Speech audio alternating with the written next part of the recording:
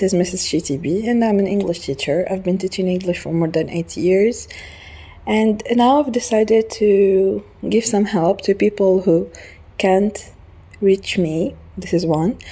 And two, for people who really get lost when they are learning a language.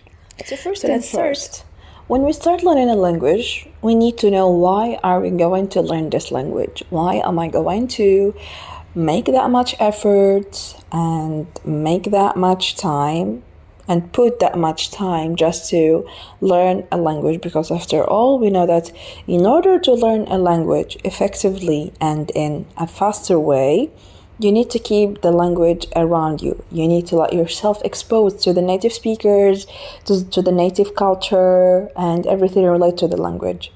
For example, your phone should be in English. Of course, taking English as an example of a language. Your Facebook account, all your social media accounts should be in English. You should listen to English songs, English podcasts, need to watch your movies in English, and so on. So why put in all this effort for something you don't know why you are doing it? So first of all, English is a universal language. We all know that. It's a language of science. Let's say that most of the countries around the world use English as an official language, which means if you're going to travel, if you're going to search for something, if you're going to read about any article, the available information are going to be in English. This is one.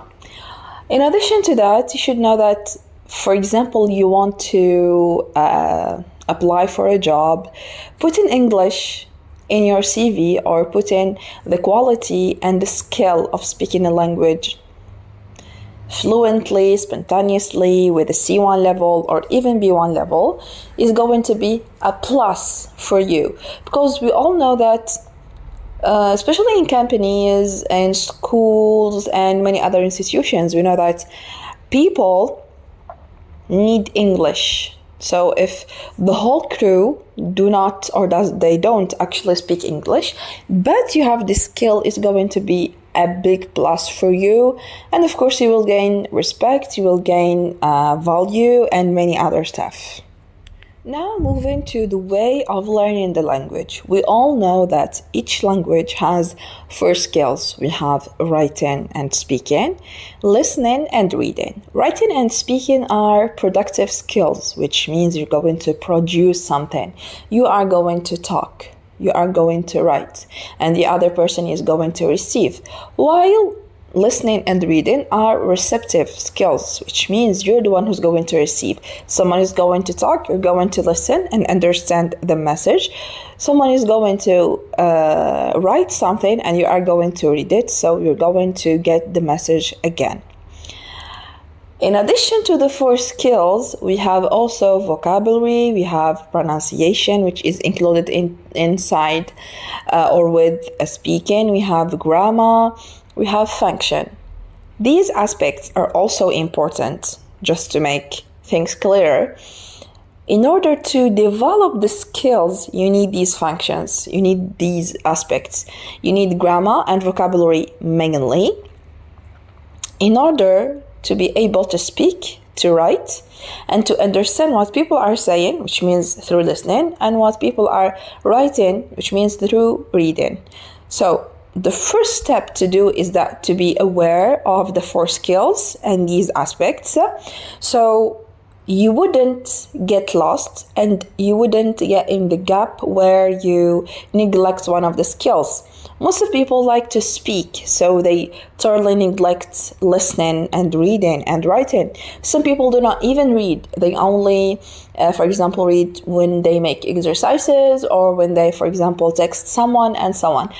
I don't think this is enough. This is one.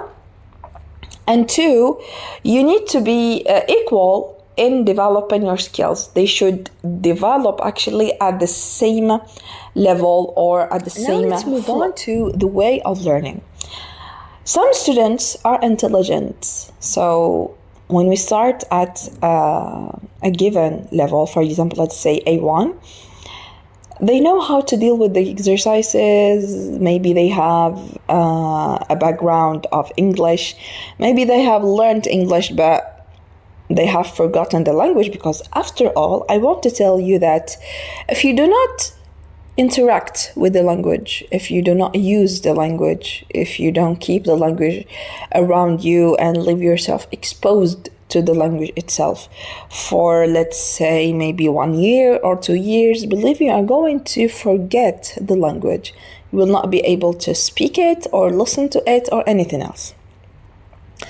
So there are some people like this, but at the same time, when they get back to learning English, they see that they have information, they have vocabulary, they know some rules, they can manage to learn the language. And there are some other students who don't even know the language, so they have never been exposed to it. Here's the thing, if you are one among the first group, the work is going to be so much easy, so much fun. You will love to learn because you will feel that you are developing. However, actually, you're just remembering what you have already studied, or maybe the things that you already know. But the good thing is that this thing is going to be the push to do more, to learn more, to develop more, and so on. So if you are among the first group, that's amazing. Let's move on to the second group, people or students who have never been exposed to the language, so they don't have a background, they don't have information about the language, neither vocabulary nor grammar or anything else. The first thing you do is that you need to start from a point where you feel yourself confident about. For example, if you are someone confident, of course you like to speak. So let's start our level or our training with speaking. If you are someone who likes to write, let's start from writing. If you are someone who likes to listen to music, to songs, and so on, let's start doing this first. And if you are someone who likes to read books, let's start to read books. Of course, everything is related to the things that are in your interest. For example, if you like reading about Romans, about, about history things and historical things and so on. If you're someone who likes to read novels about romance, about different topics that novels are telling, let's start reading novels. But of course, all of this is going to be in your level. If you are level A0, we start at this level. If you are A1, let's start from this level, and so on. So the thing that you're going to focus on first is to know yourself and to know what you like. So when you start learning the language, you will be able to continue and to be successful. Okay. Let's put that aside. Now let's move on to something else, which is why are you not developing? Because some people do everything that the teacher says and they actually do their best, they do the homeworks and so on. The thing about the language is that you need to love the language. You need to keep it in your mind, think in that language. So if you are going to learn English, listen to the news in English. Read newspapers in English. Try to find some topics of interest and read about them in English. Listen to them in English. Let the language around you. Do not take it as just a process you do, step 1, step 2, step 3. No. Let it be one of the main things in your life. Okay? Because language is not science after all. It's something mental, I think. Yeah, this is my point of view about a language. It is something moral. So you need to make it as a part of your life so you can move on and you can develop yourself in that language. Now let's move on to things that can help you to learn English. Okay, so first of all, you need a teacher. especially if your level is as a beginner or a starter. You need a teacher because you need someone to guide you, someone to show you how to learn, someone to help you know your learning style, and someone to show you how actually you would speak, how you would everything about the language, the first steps about the language. So you can, after that, when you get to the B1 level or the B2 level, you can start learning by yourself. So personally, as a teacher, I use the Speak Out series, but of course there are many other ones. But personally, I prefer this one. Why? Because it's a British series. I like how they are making the book, how the exercises are made, everything. Even the recordings or the audios. The accent of the person who is speaking, it gets more complex by level. Yeah, that's what I want to say. And also, when it comes to content, you feel that it is updated to our life, especially that they are making new editions each 3 years maybe or 4 years.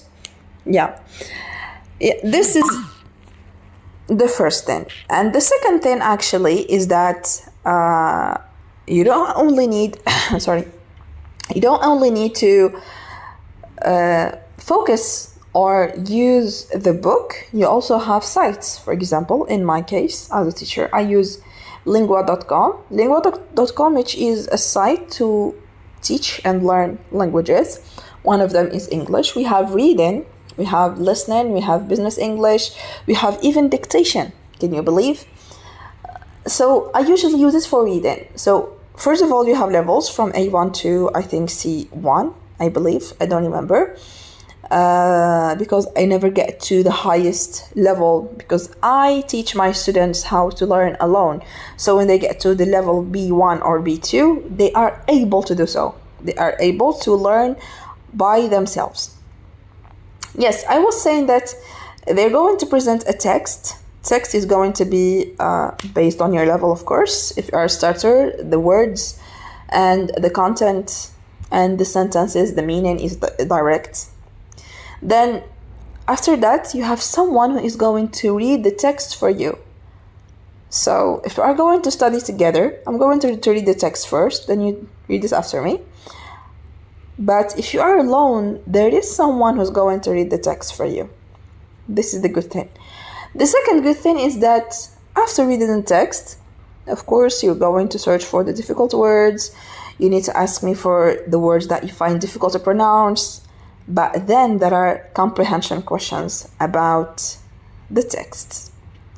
And you can see that level by level, the meaning is not going to be direct. The words are going to be difficult. They're going to be, of course, in a higher level, and so on, in addition to the questions. The second site that I usually use, or I usually teach using it, is British Council, but not the general one. I'm talking about teens. Why? Because I found that how this site is going to be good for my students is that when it comes to the speaking, they present some videos. You watch the video the first time. There is a dialogue between two people. Then the second time, the dialogue is going to be with you and with another person, which means there will be a box and you're going to read. The other person is going to respond. This is going to teach you fluency, is going to teach you how to pronounce, how to actually pay attention to everything in the sentence, and you need to understand what they are saying. So if it's a question, you ask it. If it's a normal sentence or a simple sentence, you're going to say it as it is. And what I really like about this is that they provide us with a preparation phase, which is a small task to give a hint about the content of the video. Then after the video, you have a transcript. So if you think that they were talking fast, you can check and you can know what are the words that you don't understand, so you can check them and learn them. The third thing is that, of course, there are comprehension exercises. We have sometimes multiple choices exercises, sometimes reordering, sometimes fill in the gap, and so on. Yeah, this site is really of course there are other sites like ESL Brains. It's going to provide with a worksheet in which you're going maybe sometimes to watch a video, then discuss about it. Sometimes you're going to do some exercises about tenses and so on. It is good also, but it is actually for teachers, not learners. So you can tell your teacher, or maybe I am talking to a teacher, you can use ESL Brains, and I will provide you with all the sites in the description box. After using a lot of resources, also we have the ChatGPT. The ChatGPT is something very smart, very intelligent. You just need to know how to search. Because if you know how to search, how to ask questions, how to know to learn, you are halfway to the good results. So the ChatGPT, you need, of course, to choose what are you going to learn. You're going to learn English. You can ask them books to read to develop my English. You can mention the level, beginner level, or intermediate, or upper intermediate, and so on. It's going to provide you with the thing that you want. If you want to learn about business English, you can say, provide me with topics first about business English, then start to search about each one alone. Also, you can, for example, I usually do it. I go through YouTube and I watch some videos, then I select one of them. Mostly, I can say that I usually use the TED Talks. The TED Talks, first of all, are beneficial. Second, are full of experience of other people. And third, they speak English. So this is the good thing, actually, is that they speak in English. I take the link, or I only take the title of the video, and I ask ChatGPT to make questions to teach about this video. It's going to give you comprehension questions, vocabulary questions, discussion questions, and critical thinking questions.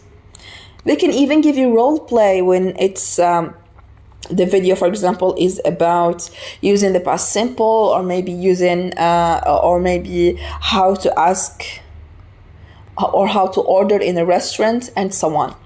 So you just need to know how to deal with the ChatGPT. Of course, I'm talking about the general one, the simplest one, when you type ChatGPT on Google and you find the first site. I'm talking about that one.